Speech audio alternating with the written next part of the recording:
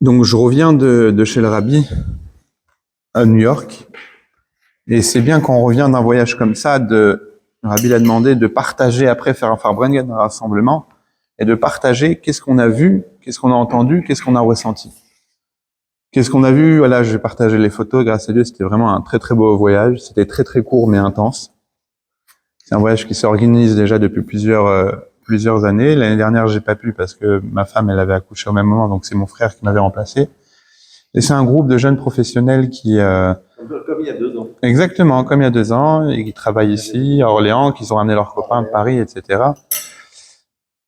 Et c'était vraiment intense. Et une des choses que Shabbat, on s'est assis après la tefila à faire Farbrengen dans la Shul du Rabbi au 770, on était à une table.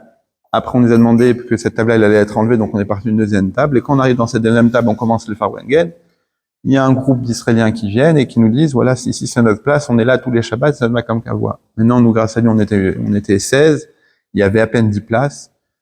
Et en même temps, ils veulent garder leur kviut, c'est-à-dire leur régularité hebdomadaire, et c'est quelque chose vraiment qu'il faut saluer. D'un autre côté, nous aussi, on avait besoin. Et regardez, on va pas faire d'histoire, venez, on laisse de la place, comme ça vous vous asseyez, on fait tous Farbrengen ensemble. Et comme ça que ça s'est passé. Et je me suis dit, si le rabbi, quand on va chez le Rabbi, on est tous des invités du Rabbi. Et si le Rabbi a voulu que ça se passe comme ça, c'est qu'il faut ramener quelque chose de ça. Et une des histoires que un des Israéliens, il s'appelle Shmulik Levin, il a raconté, c'est justement une histoire qui nous concerne un petit peu, et que j'ai validé tous les détails, justement avant le cours, j'étais au téléphone avec mon beau-frère, que l'histoire elle se passe avec son beau-frère. Alors l'histoire elle est avec le Rav Roni Naruto. Il est chaliach du Rabbi à Rome. Il a un bet rabat dans le ghetto de Rome depuis 1 an et demi. Ce Hanouka, ils font mifsaïm, ils vont voir les gens. Il y a un homme qui vient au bet rabat et un vieil homme très âgé, plus de 90 ans. Il vient, il n'avait jamais fait sa bar mitzvah et ils lui disent regardez, venez dans quelques jours, on va lire le Sefer Torah. Aujourd'hui, c'est un jour, c'est Hanouka, on lit tous les jours le Sefer Torah. Il dit, venez dans quelques jours, il y aura le Sefer Torah encore. Et il y aura un groupe de Bachurim de Paris qui vont venir de la Yeshiva de Brunois. Parce qu'à la Yeshiva, les 3 premiers jours, il y a la Yeshiva. Et après, ils sont libres. Donc, beaucoup, ils en profitent pour aller en Europe, pour aller en France, faire plein d'Ifseim à travers les tanks de Hanouka. Il nous dit, revenez dans quelques jours, il y aura des Bachurim qui vont venir de la Yeshiva. Ça va être beaucoup plus joyeux. On va vous faire votre bar mitzvah. Et il revient quelques jours après. Ils lui font sa bar mitzvah. Ils ont dansé avec lui, il a dansé avec la Torah, il était très très ému et c'est même une vidéo qui a tourné un petit peu partout. Le dernier jour de Hanouka, le Rav Naruto, il doit raccompagner les Bachurim au train pour qu'ils retournent en France. Et avant de partir au train, il leur dit venez, on fait une dernière allumage devant le Bet Rabat dans le ghetto de Rome.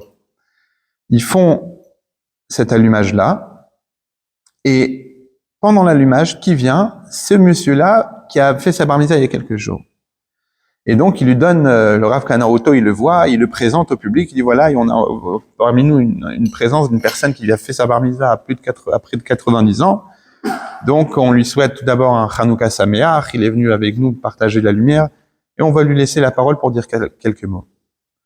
Et il dit comme ça, il prend le micro, alors peut-être que je suis pas précis dans tous les détails, s'il a pris le micro et s'il lui a dit personnellement, il raconte comme ça, il dit, moi, vous voyez ce ghetto-là autour de vous, moi j'ai grandi à l'intérieur, j'ai grandi ici. Et quand j'étais enfant, c'était pendant la Deuxième Guerre mondiale, je jouais avec ma sœur ici dans le ghetto.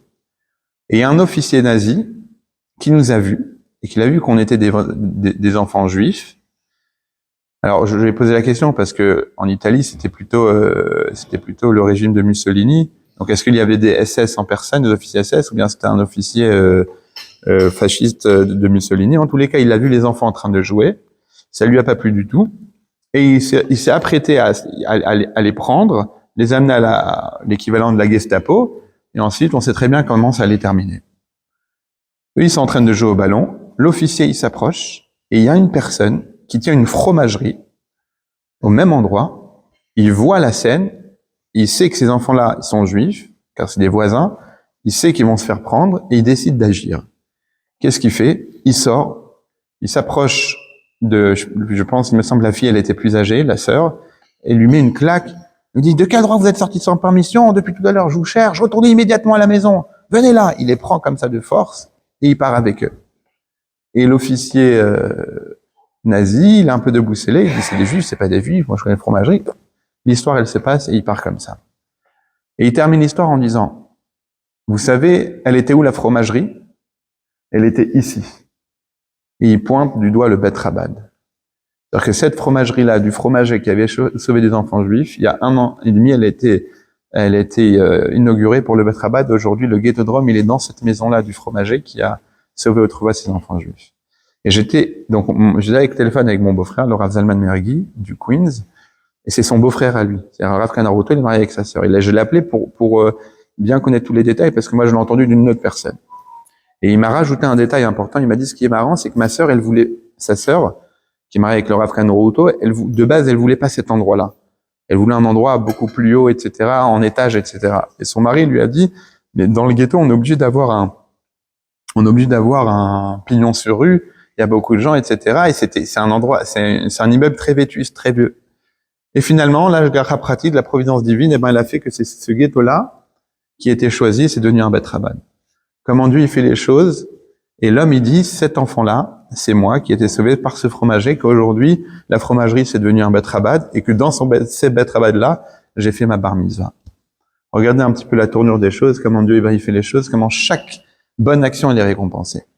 Ça c'est une histoire donc j'ai écouté Shabbat au Farbrengen, et il y a un rapport avec la paracha de la semaine, et on va le voir dans la suite. On est dans la paracha de Bo, on termine les 10 plaies. Et à la fin des 10 plaies, Paro il dit à Moshe, prends ton peuple, partez loin, je veux plus vous voir ici. À ce moment-là, Dieu il donne une mitzvah au peuple juif, une mitzvah c'est-à-dire un commandement, dans lequel il les enjoint de prendre un mouton, l'attacher, le garder chez soi à la maison, au pied du lit, l'attacher là-bas, le 10 du mois de Nissan. Donc le mois de Nissan, c'est le 7e mois, c'est un des 12 mois hébraïques qui s'appelle Nissan. Voilà, tu vois, je t'ai pointé du doigt, j'attendais que tu la fasses. Après qu'il se lève. Et vous allez prendre le mouton le 10e jour du mois de Nissan, Be'asor, et le 14e jour, donc 4 jours après, vous allez lui faire la shrita, c'est-à-dire l'abattage rituel, et en faire l'agneau pascal qu'on connaît tous jusqu'à aujourd'hui. Jusqu'à aujourd'hui, puisqu'on peut pas faire le korban Pessah, c'est-à-dire le sacrifice de Pessah, l'agneau pascal, on le fait à travers la matzah. La matzah qu'on mange de la fikoman le soir, on dit que ça représente le korban Pessah, l'agneau pascal. La matzah, c'est le pain azim qu'on mange le premier soir du Seder.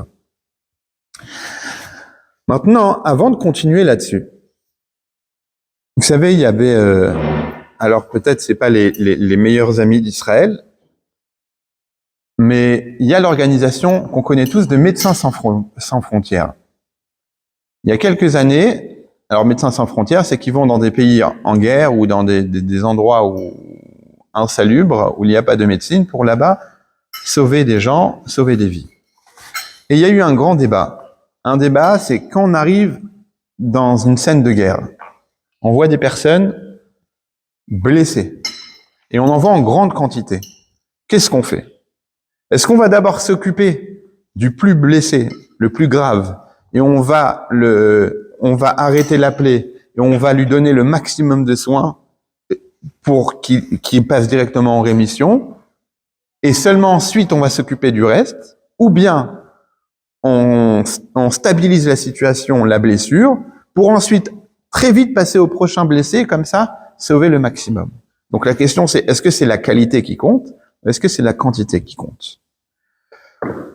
Et surtout, et donc la question elle s'est posée par rapport au serment d'Hippocrate. Est-ce que le serment d'Hippocrate, que tous les médecins prêtent serment, est-ce que il va dans le sens où il faut sauver le maximum, où il faut sauver le plus grave, et même si après on va perdre les autres.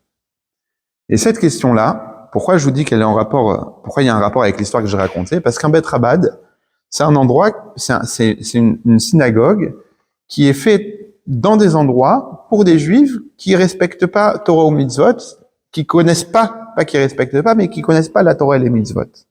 Et donc, lorsqu'on est amené à rencontrer un juif qui ne respecte pas la Torah et les mitzvot, qu'est-ce qui est mieux de faire? Est-ce que lui dire, à partir de maintenant, tu vas faire les 613 lois, tu vas tout faire les mitzvot, ou bien lui donner au moins une mitzvah avec laquelle il va s'attacher? Par exemple, la mitzvah de Tfilin. C'est une question que beaucoup se posent. Pourquoi le rabbi, parmi les 10 mifsaïm, c'est-à-dire les 10 campagnes de mitzvot qu'il a données, la plus importante, c'est mettre les téfilines à quelqu'un. Et tu peux poser la question, à quoi ça sert de mettre les téfilines à un juif qui ne fait rien? Il connaît rien du judaïsme, tu vas lui mettre les téfilines, qu'est-ce que ça va changer? Et justement, la paracha, elle parle de ça. Et donc, la question, elle est, qu'est-ce qu'on fait? T'as des irgunim, des associations, des organisations juives, que eux, leur but, c'est de faire des Baal et Tchouva. Baal et Tchouva, c'est des gens qui vont complètement retourner dans la Teshuvah. Et donc, ils vont miser sur la qualité plutôt que la quantité. Et on a la chita du rabbi, le Bet Rabbad, qui est, peu importe comment le juif va sortir, l'essentiel, c'est qu'il fasse une mitzvah. Et quand on voit la paracha de la semaine, Dieu, il donne au béné Israël 2 mitzvot, 2 injonctions, 2 lois à appliquer pour sortir d'Égypte. La première, c'est laquelle qu'on vient de voir, le Korban Pessah, l'agneau pascal. Et la deuxième, c'est quoi? La Brit Mila.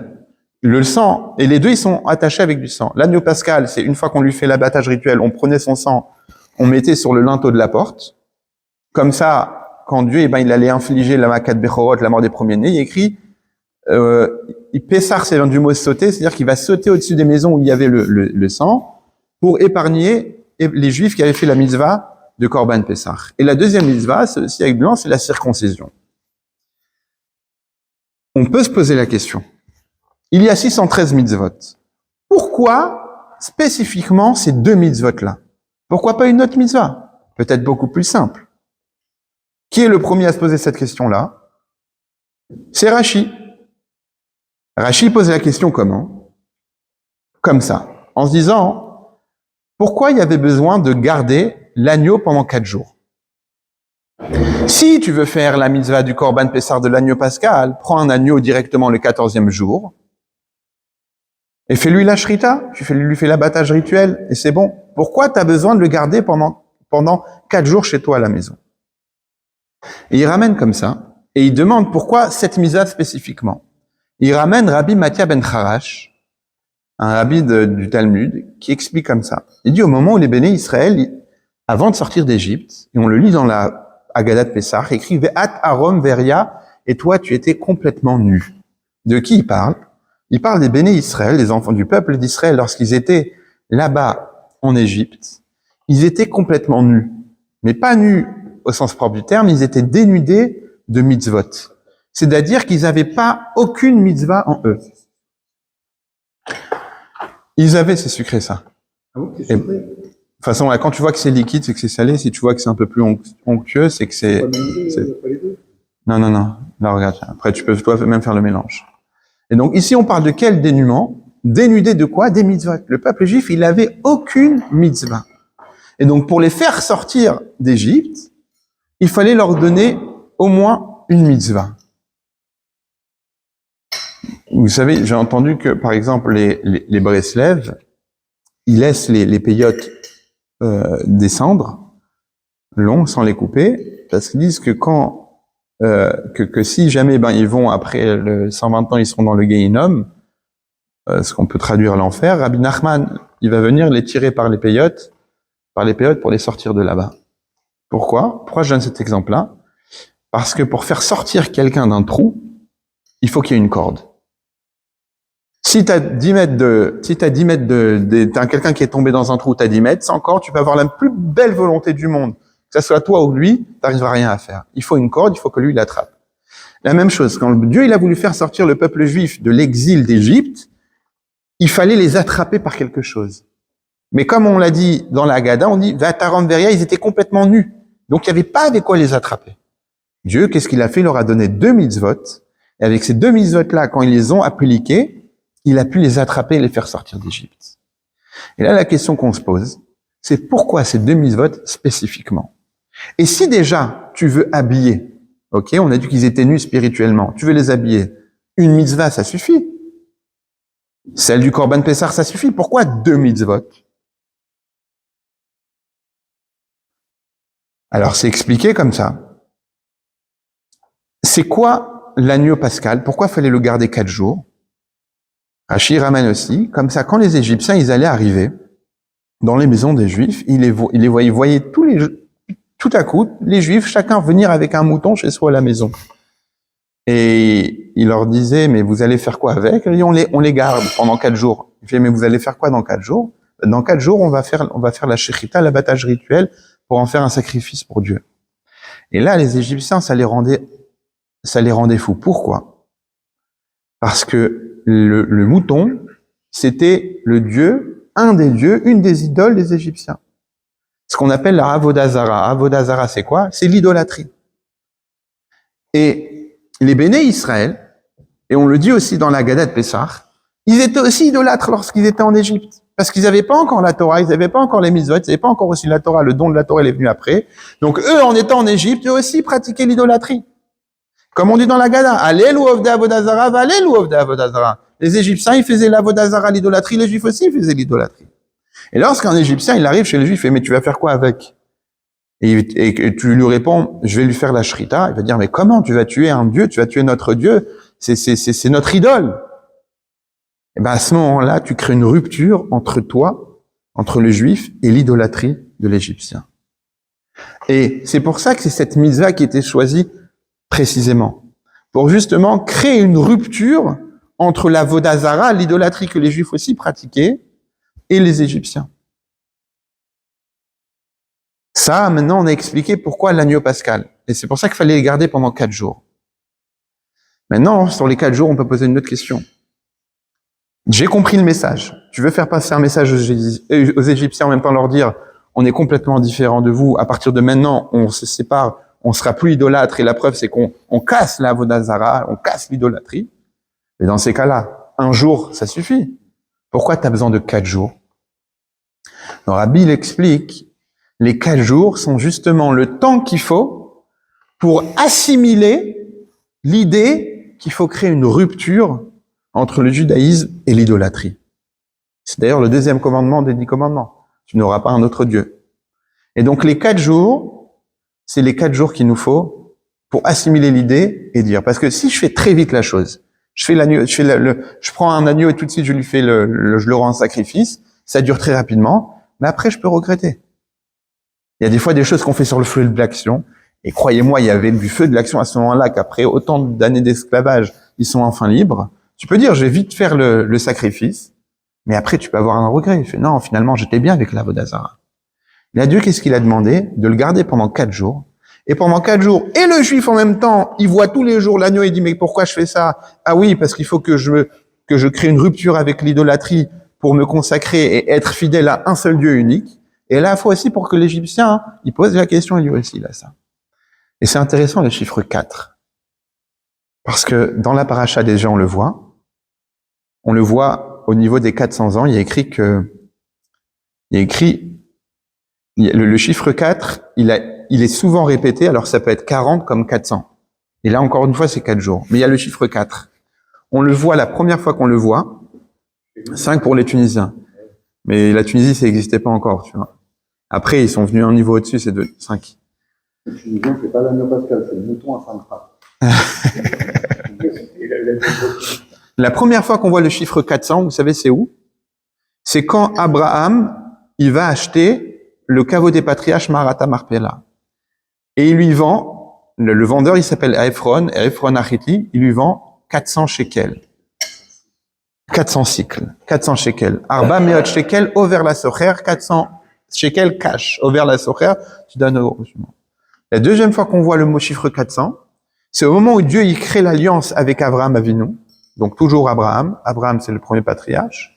Et Dieu lui dit, sache que tes enfants, ta descendance, seront des esclaves dans une terre qui ne sera pas à eux pendant 400 ans. Et après, on voit le chiffre 400, plus tard dans le Navi, avec le roi David. Je vous raconte l'histoire rapidement, c'est qu'il était en train de fuir Shaoul qui voulait le tuer. Shaoul, c'était le roi, il a su que c'est David qui allait le succéder, donc il voulait pas de ça, il voulait que ce soit son fils, donc il a cherché à tuer David. David se sauve. À un moment, il se sauve. forcément, dans sa fuite, il n'a pas d'argent, et il trouve une personne qui a des champs, il s'appelle Naval, le nom il est important, et il lui propose, il dit, est-ce que je peux travailler chez vous? On travaille chez vous, et à la fin du mois, vous nous payez. Il dit d'accord. Il travaille dur, la terre, et à la fin du mois, ils arrivent chez Naval, il dit, voilà, on a travaillé, elle est où notre argent? Et il lui dit, vous allez rien avoir du tout, vous dégagez, vous n'allez pas avoir d'argent, je vous paye pas. Qu'est-ce qu'il fait David? Il va chercher 400 hommes pour venir et saccager tous les terres de Naval. Et là, c'est sa femme, qui était à cette époque-là Abigail, et elle lui dit non, David, ne fais pas ça, ne t'inquiète pas, sa punition, c'est Dieu qui va le punir après.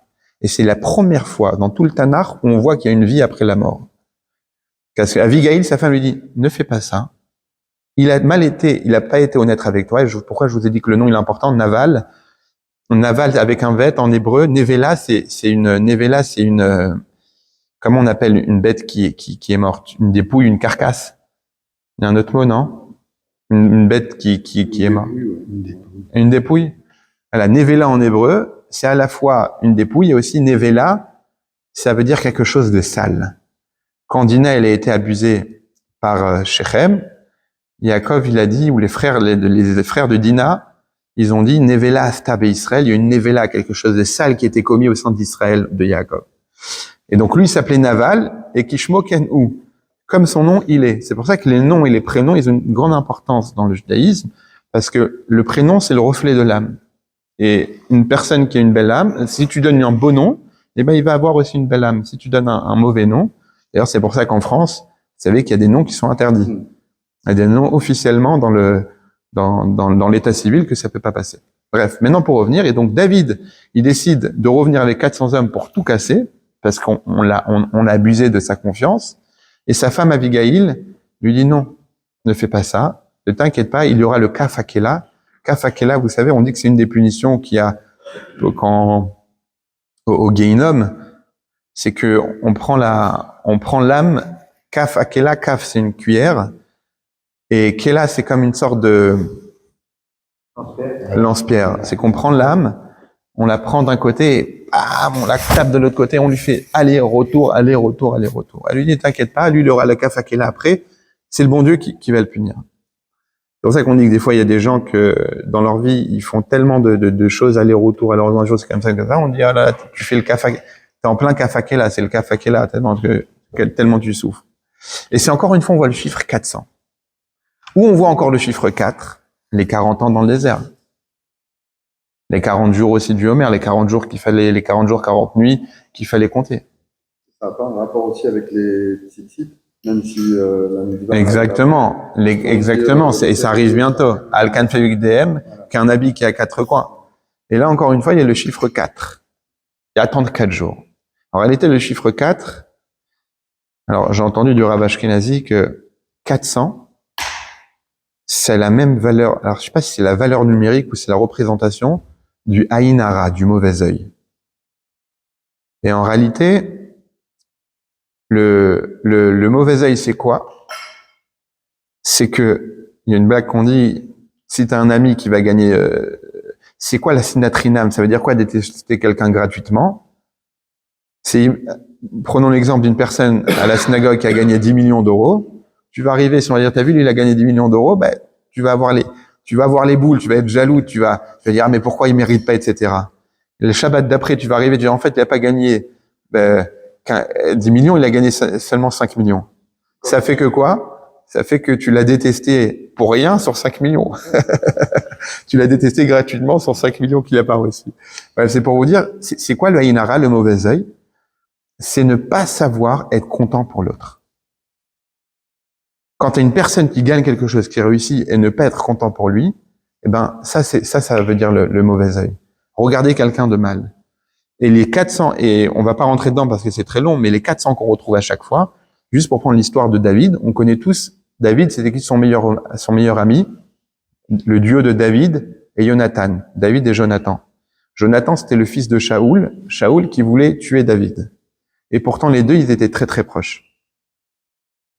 Et à tel point que Shaoul, il a dit, mais tu comprends pas que si je le tue pas, s'il reste en vie, tu pourras pas avoir toi la royauté. Moi, je veux que ça soit toi qui continue mon royaume. Et Jonathan, il a dit non, si Dieu il a décidé que ça soit lui, ça va être lui. Et là, on voit, c'est pour ça que le Pirkei Avot, il dit, c'est quoi une vraie amour? C'est quoi la vraie amour? C'est l'amour qu'il y avait entre Jonathan et David. Que Jonathan, il aimait tellement David, qu'il était prêt, qu'il était prêt à protéger David pour ça, parce qu'il fallait. Pour revenir maintenant au chiffre 4, c'est qu'il faut 4. Il dit 4 jours. Pourquoi? 4 jours, c'est le temps pour le peuple juif d'assimiler l'idée que c'est pas que je suis chaud, je suis en plein Farbrengen, ou je suis tout dans les nianim, je suis bouillant et donc je prends des bonnes décisions, mais après j'aurai du mal à les accomplir. Non, tu prends 4 jours. Et 4 jours, ça va te permettre de comprendre pourquoi je fais ça. Pourquoi je me sépare, pourquoi je dois tuer l'idole des Égyptiens. Parce que je vais m'attacher à un Dieu unique. Et le lendemain, tu te réveilles, tu as la même image, tu le regardes, tu sais pourquoi. Et au bout de 4 jours, quand tu vas le faire avec un cœur entier. Ça, c'est le rabbi, comment il explique pourquoi il fallait 4 jours. Maintenant, on a répondu pour une mitzvah, pour la mitzvah de l'agneau pascal. Donc, tu veux sortir le peuple juif à travers une mitzvah, une seule mitzvah, ça suffit. Pourquoi 2 mitzvot? Pourquoi 2 mitzvot? C'est écrit comme ça, hein. Et en rapport aussi avec Rabbi Matthias ben Harash, j'ai pas la citation exacte, mais qui dit que les 2 mitzvot que Dieu il a donnés, c'est comme qu'on lit tous les Shabbats matin, c'est Sour Mera Va'asetov, ce que le roi David il a dit, éloigne-toi du mal et fais le bien. Qu'un juif, il doit toujours avoir ces 2 parties en soi, à la fois s'éloigner du mal, à la fois faire le bien. Tu peux pas en même temps faire des mitzvot et par derrière faire toute la vérote du monde. Tu peux pas être un juif la nuit, hein, et être une autre personne le soir. Tu peux pas. Tu es obligé d'avoir les 2. Tu dois t'éloigner du mal et faire le bien. Et c'est 2 mitzvot-là qui caractérisent le judaïsme. Et c'est pour ça que les 2 mitzvot, en réalité, et de l'agneau pascal et de la brit mila, les 2, ils ont ces caractéristiques. C'est quoi l'agneau pascal? On a dit, le korban Pessah, c'est couper la Avodazara.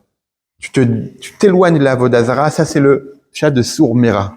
Je m'éloigne de la Avodazara. C'est quoi le Hasetov? Faire le bien, c'est la mitzvah de la brit mila. C'est quoi la mitzvah de la brit mila? C'est une alliance. C'est une alliance avec Dieu. Et l'alliance, tu peux la faire à travers quelque chose de matériel. Tu dis, allez, on signe quelque chose, comme ça on est ensemble. On fait un pacte de paix.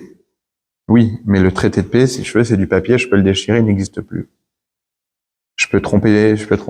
Mais lorsque tu fais une alliance, et que l'alliance, elle est dans ton corps, alors à ce moment-là, elle est irréversible. C'est pour ça que la première mitzvah que Dieu a donnée à Avraham Avinu, c'était la brit mila. De faire la brit mila. De faire la circoncision. Et la circoncision, c'est tu crées un lien, tu t'attaches avec Dieu, tu fais le bien, et automatiquement, tu as un lien pour toujours. Ça, c'est le Vasetov. Et c'est pour ça qu'il y avait besoin de ces 2 mitzvot-là, et uniquement ces 2 et pas d'autres, parce que dans ces 2-là, on a à la fois s'éloigner du mal, et à la fois tu fais le bien, tu crées un lien avec Dieu, et les 2, ils sont attachés avec du sang, tu fais un petit peu couler de sang, et comme ça, Dieu, il a pu attraper le peuple juif et les faire sortir d'Égypte. Dans la paracha, qu'est-ce qu'on voit par la suite? C'est quoi la deuxième mitzvah que Dieu, il ordonne au Béné Israël lorsqu'ils sortent d'Égypte? Il sort d'Égypte, et à ce moment-là, Dieu il dit à Moshe, tu ordonneras au Béné Israël, Vaya leot aliadecha, vayu letetafot ben enecha. Et ça va être pour toi un signe sur ta main, et ça sera pour toi une sorte de couronne sur ta tête. Tetafot, j'ai pas la traduction exacte, mais ça veut dire un boîtier sur ta tête. C'est quelle mitzvah? Entre tes yeux. C'est quoi cette mitzvah-là? De quoi on parle? Vous avez compris, c'est la mitzvah de Téphilin. La première mitzvah que Dieu y donne au béni Israël une fois qu'ils sont sortis d'Égypte, c'est laquelle? Mais la pose de Téphilin. Et là maintenant, on revient au tout début du cours à l'histoire que je racontais, que j'ai dit pourquoi elle est en rapport avec la paracha de la semaine. Parce qu'un beth rabbad, la première chose que tu fais quand tu rentres, ou même quand tu vois un juif, aujourd'hui pas seulement un beth rabbad, c'est que n'importe où tu vois un juif, tu lui proposes de mettre les Téphilin. Pourquoi cette mitzvah-là? Parce que la brit mila, déjà, techniquement, tu peux pas lui faire sur place, mais déjà, la brit mila, en général, la plupart des gens font la brit mila. Le korban Pessah, la fête de Pessah, en général, tous les juifs, quasiment, connaissent qu'est-ce que c'est la fête de Pessah, à tel point que c'est même devenu quelque chose d'universel, qu'on appelle l'agneau pascal. Mais par contre, La mitzvah de Téphilin, c'est la première mitzvah que tu vas faire, que Dieu il a ordonné de faire à la sortie d'Égypte. Et donc, on peut comprendre ici pourquoi est-ce que le Rabbi l'a dit. Mettre les Téphilin, c'est ce qui va amener Mashiach. De la même manière que lors de la sortie d'Égypte, grâce à ces deux mitzvot que les Juifs ils ont accomplis, Dieu il a pu les sortir de l'exil vers la délivrance. La même chose, nous, en mettant les téphilines. Et pour les femmes, c'est les bougies de Shabbat. Ça fait partie des 10 campagnes du Rabbi. D'allumer les bougies de Shabbat le vendredi avant la tombée de la nuit. À ce moment-là, avec ces peu de mitzvot-là, eh ben, c'est comme ça qu'on va sortir de la galoute actuelle, de l'exil actuel vers la Géoula. Là, ici, on voit qu'en réalité, la qualité, c'est aussi la quantité. C'est pas soit l'un, soit l'autre.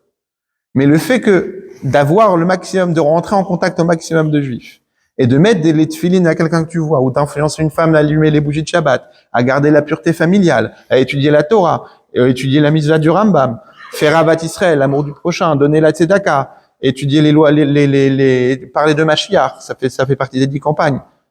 D'avoir des livres de Torah à la maison, c'est aussi un des 10 mifseim des 10 campagnes.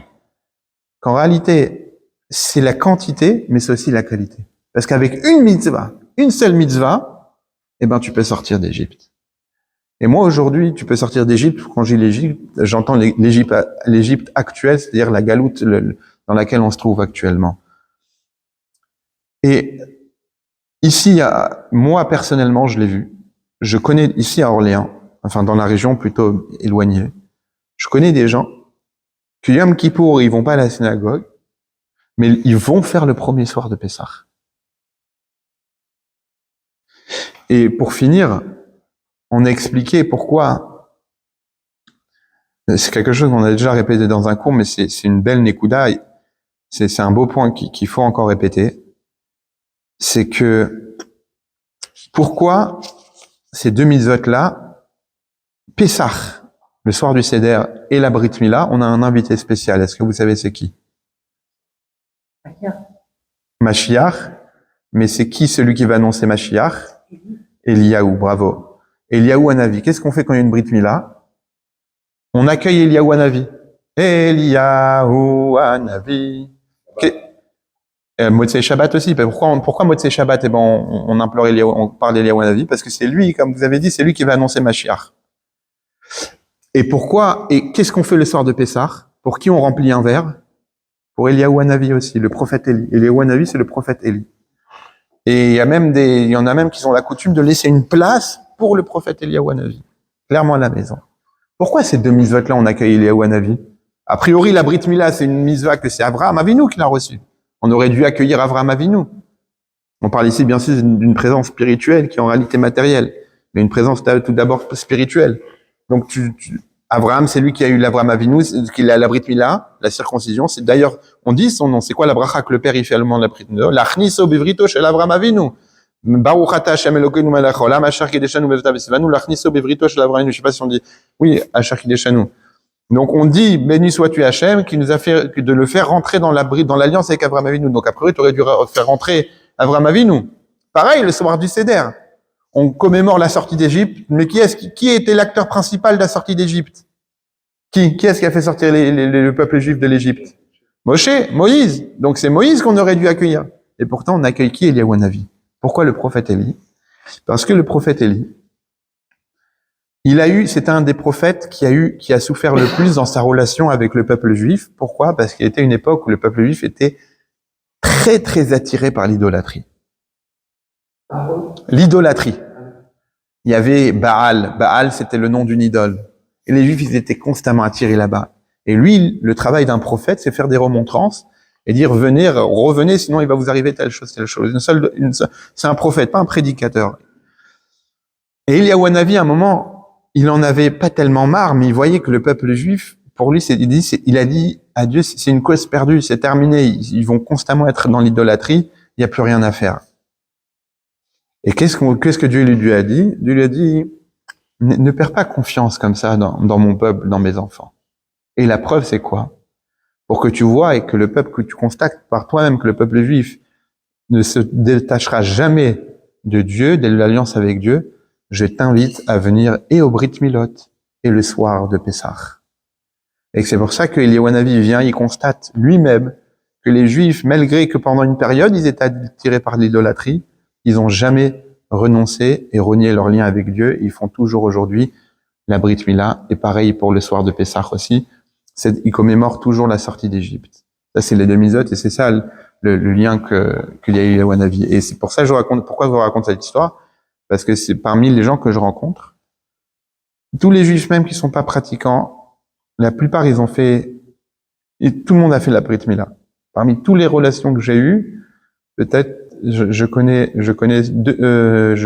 une personne seulement qui a pas fait la Brit Mila, et on y travaille dessus. Il a un certain âge, mais on travaille pour qu'il fasse la Brit Mila. Et Pessah, tout le monde connaît le Korban Pessah, tout le monde connaît le pain Asie, mais même les personnes qui ont essayé de quitter le judaïsme après la Shoah, où ils avaient des traumatismes d'être juifs, etc. Pessah, ils essayent quand même de célébrer. Et donc nous aujourd'hui, ce qu'on sait, c'est que une mitzvah, ça nous suffit pour nous sortir de l'exil, mais plus on ajoute de mitzvot, plus on accomplit des commandements de Dieu, plus on tend la perche à Dieu de nous faire sortir de l'exil actuel, et que si Dieu veut, plus on va rajouter dans l'accomplissement de la Torah et des mitzvot, faire le Shabbat, manger kasher, l'étude de la Torah, etc., etc., et plus on donne à Dieu une poignée, encore une corde, et comme ça, l'altar, comme il disait le rabbi précédent, Rabbi Yosef Yitzhak, disait l'altar li tshuva, l'altar li geoula. Plus vite on fait tshuva, plus vite on aura la geoula.